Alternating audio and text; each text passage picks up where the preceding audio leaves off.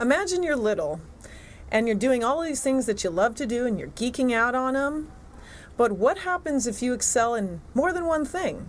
Now, think about this for a second. Let's say you're playing the piano and you become excellent at that. And then all of a sudden you say, hey, I can sing while playing the piano. And you become really good at that. And then on top of that, you become a performer. Where does this stop? How did it begin? Well, I have the one and only person to introduce you to that has all of those talents combined. That's right. Welcome to Geeks Are Sexy TV show. Yeah, where's your geek glasses? Sorry. Woo, sexy. Okay, I'm your host, Michelle Roxy Davis, also known as the Social Media MD. And you can get more social media info if you want. Go to thesocialmediamd.com. And Geeks Are Sexy is brought to you by infusionlv.com. If you want to get hydrated and get all that you need when you are exercising and you want to stay up to your best, then go to infuselv.com. So, Sarah Hester Ross, hello. Welcome to the Hizzouse. Thank you for having me. Woo, that's right. Sexy geek. That's Woo. right. I was looking at her, I know, right? I was looking at her profile picture and I was checking her out on Facebook. I was checking you out. Oh, yeah. Well, I wouldn't put it up there. I was like, this girl's got a lot of likes. She knows what she's doing. And then I pressed the About button. Oh, man, it was on fire. The screen just came up on flames, and all of a sudden it said, dueling piano player, singer, songwriter, performer, dancer, extravaganza. List goes on and on. Ow! Do you cook and do laundry too? Oh, man. Actually, those are the things that I'm the worst at. Oh, okay. Yeah. That's why I was. Nobody counts on me for those. I know, right? Or like, I can boil I can water. order a pizza like nobody's business. That's right. So. Emoji Dominoes. Ow. So how's it going? Really great. Really awesome. great. So let's talk about how, fabulous you are, and we'll start from the beginning. Okay. You came from a family of performers? I did, yes. My mom was an elementary school music teacher for about 36 years. She retired 2 years ago, and so that's kind of where I got my musical start. My brother is also an incredible vocalist, and he went to school for vocal performance. So. Shout out to the bro. Yeah. Hey, Ben. Love you. Yeah. And your dad is where you got your yeah, comedy. My dad is, he would say he's not a singer, even though I think he's got a great voice, but he's an entertainer. He's hilarious, and he is, I think it's where I got my humor from. We both have sarcasm as our second language, and it's kind of how we like show love to each other. So. I think more people need to practice sarcasm. Oh, At least I do, because I can get like super personal sometimes, and the thing that I need to stop is when someone's like trying to do that sarcastic conversation. Yeah. I'm like, what do you mean? What? And they're like, so yeah, it makes life a little easier when you're like, nothing's really that big of a deal. It's all, I'll calm down just a tiny bit. But. So singing and dancing at a young age came natural to you? Yeah, it did.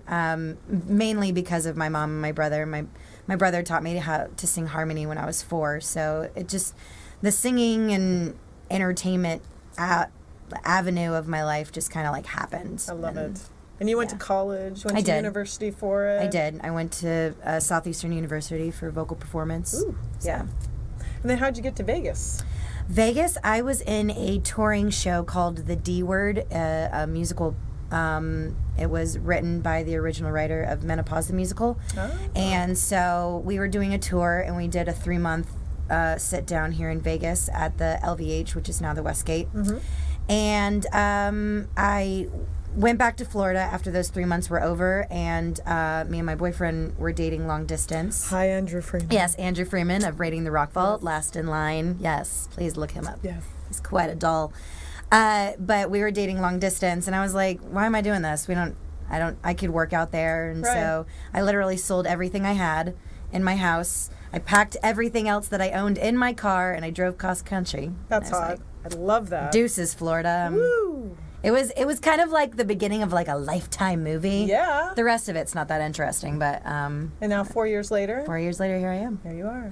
And so you've been on several shows. Yes, I have. 50 Shades, the parody. Not 50 Shades, Spank. Spank. Mm-hmm. Yeah. Yes. Spank, the touring company, I did that in Orlando. How exciting. Oh, it was one of my favorites. It's a hilarious show.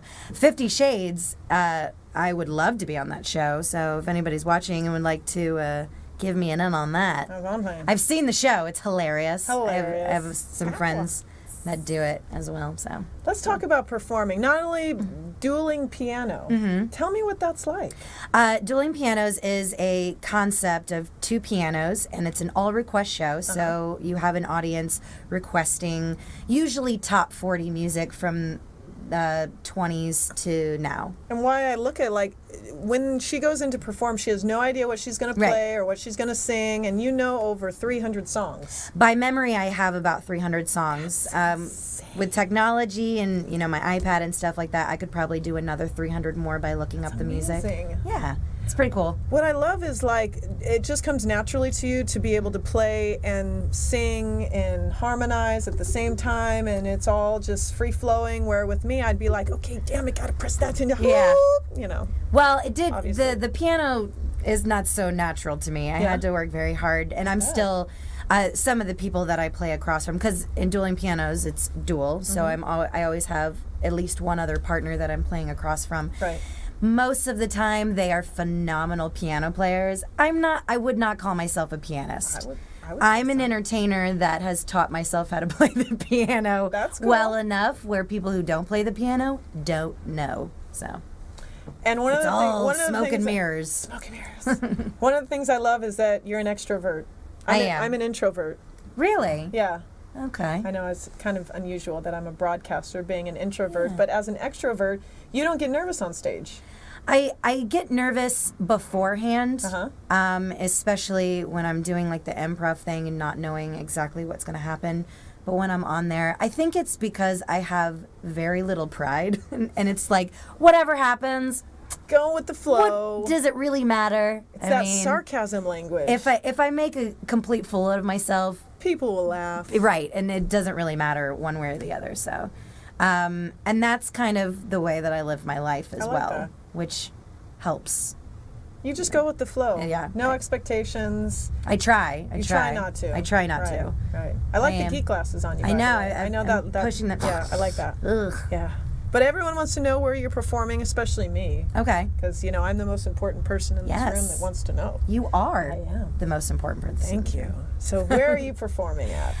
When I am in town, I perform at Harrah's, the piano bar. Okay. And I'm also doing a lot of stand-up in town. Yes. I do some sets at the Comedy and Dolls at Planet Hollywood. Okay. I'm actually... What time? Oh, 9 o'clock.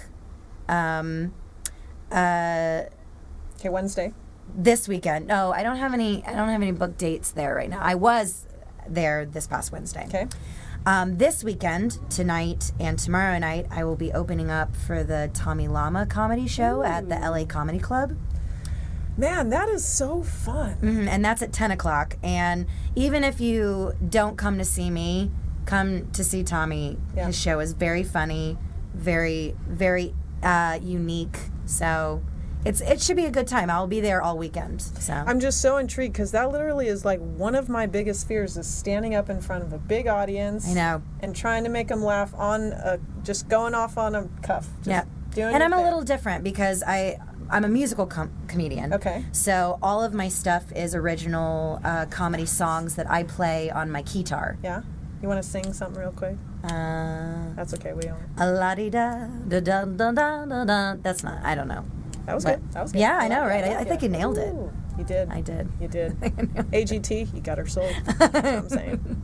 Give out your social media in case anyone wants to. You can find me on Facebook, Instagram, and Twitter. All of them are Sarah Hester Ross. That's right. So thanks so much for stopping by. Thank you so much for having me. It was fun. What do you think of WCOBM? I love it. Yeah? It's so big and grand. I know.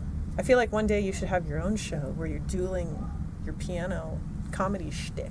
Actually, that is what I'm working on right now. A one-woman show called Piano Babe.